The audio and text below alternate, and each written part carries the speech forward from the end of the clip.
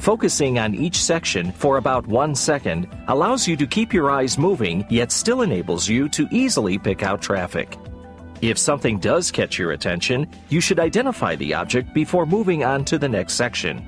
Be sure to include the entire visual area in your scan, since conflicting traffic can come from any direction. However, blind spots caused by the design of the airplane can block part of your field of vision.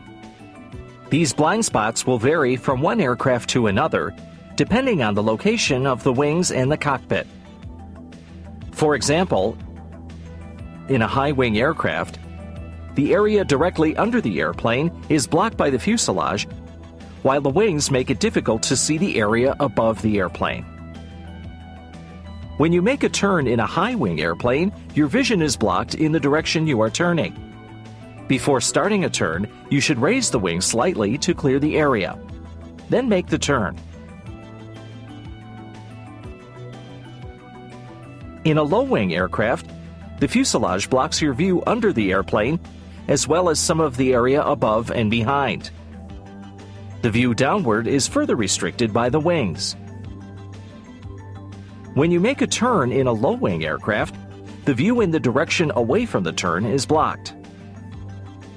Therefore, before making any turns, whether you're in a high-wing or a low-wing airplane, you should always scan the entire area for possible traffic. This is especially true when you're near an airport. Also, during prolonged climbs in a high-wing or prolonged descents in a low-wing airplane, you should make shallow S-turns to increase your field of vision. As you're learning to fly, your instructor will have you do clearing turns before you begin any flight maneuver. These turns involve at least a 180-degree change in direction. The most common way to clear an area is to make 2 turns in opposite directions, each one being 90 degrees. If you do spot another aircraft, its relative position will help you determine if it presents a potential hazard to you. If the other plane appears to be at or near the horizon, then it's near your altitude. Even if the traffic isn't near the horizon, you should always keep it in sight until it is passed by, since the other pilot may decide to change altitudes.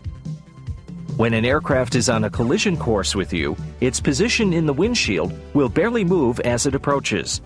Because the plane doesn't appear to be moving, it probably won't catch your eye as easily. For this reason, it's important that you develop and use the proper scanning technique at all times.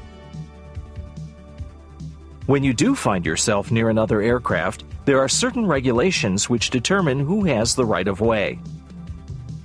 These regulations not only determine the right-of-way for converging airplanes, but also state what types of aircraft have priority. For instance, balloons, gliders, airplanes towing gliders,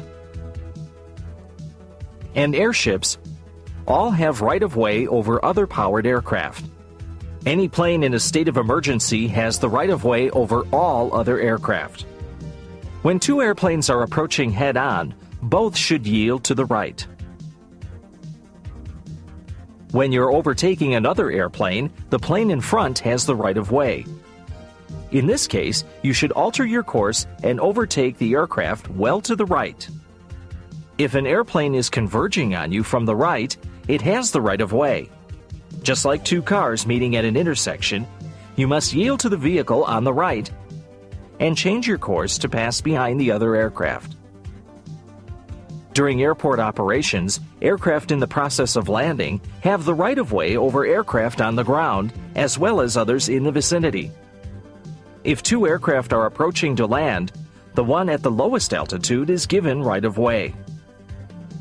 The biggest problem with the see and avoid concept is that if your aircraft isn't seen by other pilots, they won't be able to avoid you, even though you may have the right-of-way. You can help other pilots spot you on the ground by turning your landing lights on when you're taxiing on, across, or holding in position on any runway. In the air, turn on your landing lights when you're in the vicinity of an airport, both during the day and at night. In addition, your anti-collision lights should be on whenever the engine is running, except at times when their brightness could compromise safety.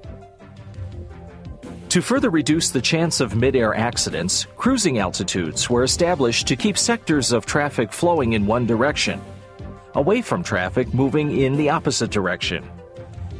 These cruising altitudes apply to pilots flying under visual flight rules, as well as those under instrument flying rules. Visual flight rules, or VFR, means flying and navigating primarily with the use of outside visual references. When weather conditions restrict outside vision, VFR flight is often not possible. IFR, or instrument flight rules, apply to specially trained pilots who hold instrument ratings and are flying aircraft equipped for instrument flight. The cruising altitudes start at 3,000 feet above the ground. VFR aircraft flying eastbound on magnetic courses between 360 degrees and 179 degrees would fly at odd 1,000 feet plus 500. Westbound aircraft fly at even 1,000 feet plus 500.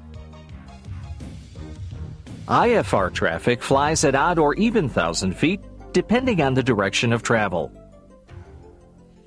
There are also minimum safe altitudes you must adhere to in order to ensure that you have enough time to take the proper corrective action in the event of an emergency.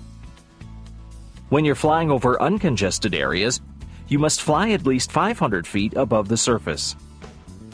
Over open water or sparsely populated areas, there is no minimum altitude. The only restriction here is that you cannot fly closer than 500 feet to any person, vessel, vehicle, or structure. However, regulations do say that you must always operate at an altitude which would allow you to make an emergency landing without causing undue hazard to persons or property on the ground.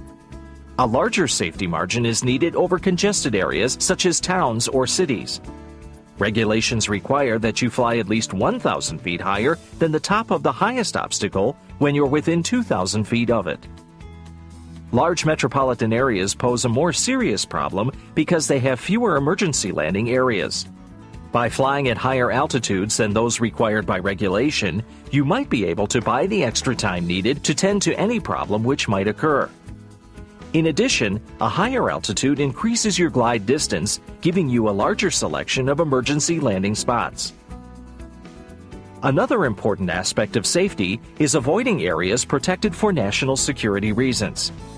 An inadvertent entry into such an area can result in your aircraft being intercepted. Careful pre-flight planning and vigilance in flight can help avoid most problems. In addition, studying the federal regulations and interception procedures outlined in the AIM prior to departure can help eliminate confusion and a potentially dangerous situation in flight. For example, an aircraft that is in front of you that is rocking its wings is indicating your flight has been intercepted. You must follow the intercepting aircraft.